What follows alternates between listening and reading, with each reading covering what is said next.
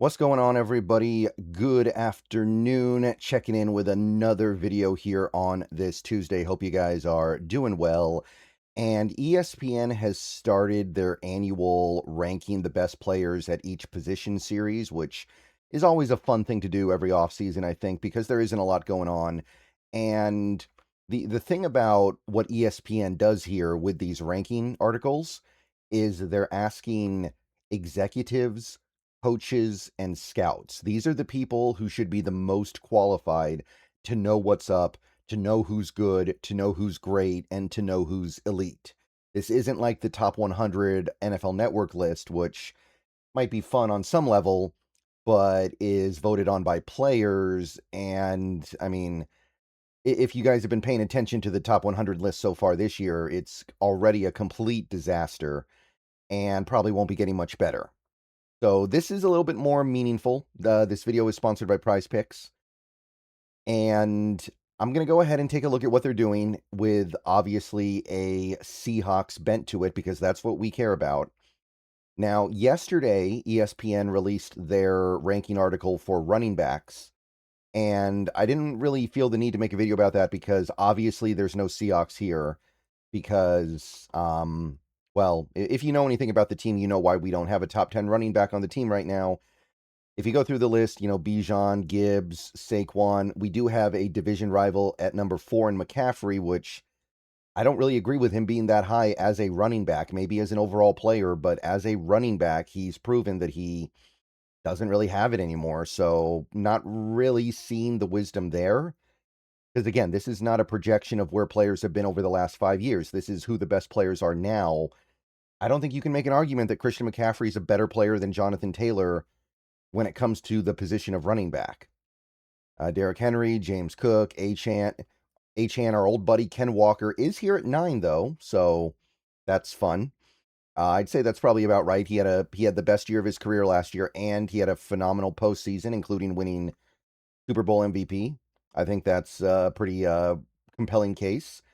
Breece Hall, honorable mention. We do have another division rival here with Kyron Williams, but other than that, no Seahawks, and also no. It doesn't look like they have any rookies. So even Jeremiah Love, who is the top dog rookie running back this year, no votes. So that's if you were wondering, hey, where's Jadarian Price? The answer is Jadarian Price can't really make a list like this because this is not the kind of format that honors rookies. These guys want to see what these guys can do in the NFL first. All right, so I just wanted to go over that real quick in case anyone was wondering, but yeah, no Seahawks here. Things got interesting today. Today, ESPN released their ranking list for cornerbacks, and this is a position a little bit more compelling for us Seahawks fans for pretty obvious reasons. So Jeremy Fowler published this early this morning, around 3 a.m. on the Pacific, on the West Coast, rather, I should say. So you can see they're going to be doing one a day for the next week and a half or so. So let's go through the list here. We lead off with Pat Surtain. That seems about right. That seems about fair. He did win Defensive Player of the Year a couple years ago. I know last year he missed some time with injury. But number 1, okay, sure. Derek Stingley, number 2. All right. Not against that. Number 3, Christian Gonzalez. I mean, he's coming together really well. And we got our boy at number 4 here. Devon Witherspoon comes in at 4th, almost the highest he's ever been on this list, and a lot higher than he was last year. If you like sports, then the best way to make them even better and more exciting is using the PrizePicks app, where it always feels good to be right. PrizePicks makes daily fantasy simple. Just pick more or less on your favorite players and build lineups with a few taps. Whatever sport you're into, and obviously we are now firmly into the NFL offseason, so we're all about baseball. We got some basketball, we got some hockey, whatever it is you like. PrizePicks gives you a fun way to stay locked in while you're watching. Definitely make sure to use the promo code HMA. PrizePicks is hooking up users with $50 in lineups after you play your first $5 lineup. If you use that promo code, that is HMA. I've had a great time on PrizePicks so far, so definitely get on over to it. Check it out. and make sure to get your lineups. And don't forget about team picks, where you can pick winners, spreads, and totals on any major game.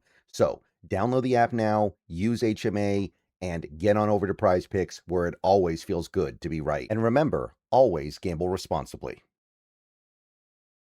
So obviously it's a very respectable ranking, and if you read their little Devon Witherspoon write-up here, fourth player in Seahawks history to be named to a Pro Bowl in each of his first 3 seasons. The logjam, there was a logjam from 4 to 7, so Witherspoon could have easily fallen anywhere from 4 to 7, but he got a series of top 3 votes late in the process.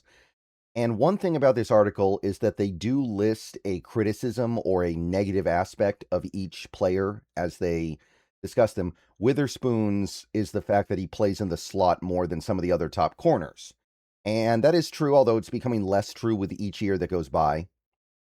Outstanding in the slot, violent, physical, plays on the perimeter, and impacts games in ways that don't show up on the stat sheet, which we know about as Seahawks fans, so checks out. Had a big Super Bowl, which we certainly know about. He was excellent in the Super Bowl, and putting your skills on display like that in front of that big of an audience is going to go a long way in helping you here. Nearly 60% of his regular season snaps came in zone, where he can tackle in space and limit production. Witherspoon lined up as an outside corner on almost 400 of about almost 700 regular season snaps. Really good football player. Not a traditional outside corner, but he's the ultimate tone setter. So if you go to Pro Football Focus here and you check their numbers, you can see that it's Pro Football Focus feels a little bit differently, but the idea is the same. They think Witherspoon played most of his snaps as an outside corner last year, but he still played 300 snaps in the slot and also did some box work and a little bit of stuff as a safety. So the numbers are a little bit different from PFF to ESPN, but the idea is the same. So now I will say this. Clearly, they're not punishing players for injuries, right? Pat Surtain missed some time last year with an injury. So Christian Gonzalez has missed a good amount of time in his career because of injury. So clearly, players are not getting punished for the degree to which they're not available. So therefore, Witherspoon shouldn't be punished for missing 5 games last year. That being the case, I think he's better than Christian Gonzalez. I do. I think that, Gonzalez, maybe he's a slightly better cover player, but if he is, it is slightly. I don't think it's significant enough to merit much judgment. I guess that the interceptions provide a little bit of a tiebreaker, but Witherspoon offers so much more in run support, as a tackler, as a blitzer. I think Witherspoon should be higher than Gonzo, personally. Stingley and Surtain, I understand. I think those got 2 guys that are probably the 1 and 2 in the league right now. But that would be my one little nitpick, but it's not a big deal at all. So you go through the rest of the list, by the way, just in case anyone was wondering if there are any other Seahawks here. McDuffie, another division rival, is in 5th place, so we do have another cornerback in the top 5 in the division. Quinyon Mitchell, Denzel Ward, don't know if he should still be there, but one thing about this list is it does tend to reward the veterans a little bit at the expense of some of the younger guys, so it's not terribly surprising. J.C. Horn is also here, so okay. Sauce Gardner, How the Mighty Have Fallen. Cooper DeJean, number 10. So one thing to note there, it is possible to have multiple corners in the top 10 on one team, because Philly's got 2. They've got DeJean, and up above they have Mitchell. So it's not impossible. That's one thing that would be interesting to think about. Would they refuse to reward a number 2 corner? Clearly the answer is no. Honorable mention, another number 2 corner in Lassiter for the Houston Texans.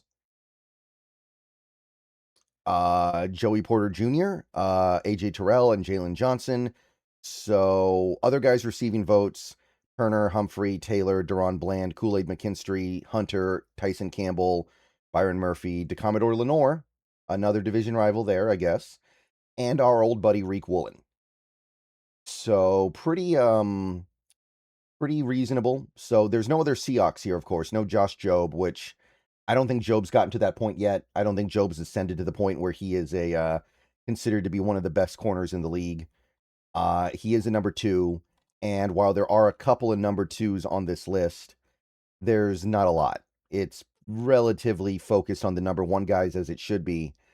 Now, Eamon Warry's the one guy here who's kind of interesting because Nick Eamon Warry played mostly slot corner for the Seahawks last year, but I wonder if ESPN's looking at him as a safety.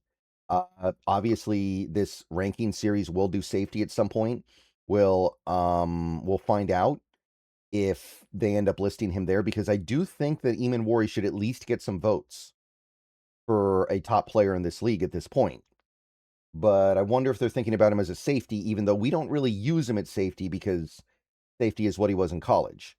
So we'll see about that later on, but Devon Witherspoon chimes in here at number 4. Pretty darn respectable. One of the best players in the league, voted on by the people who should know what they're talking about. Tomorrow's going to be edge rusher, so we'll see what we got there. And you can see they're going to do another position group every day until the 16th. All right, see you guys later. Go Hawks. Everyone have a good rest of your day. Maybe another video later if something happens, but if not, see you guys tomorrow. Or maybe I'll stream on Twitch tonight. Haven't been over there in a while. And streaming on YouTube as well, actually. But go Hawks, and let me know what you guys think.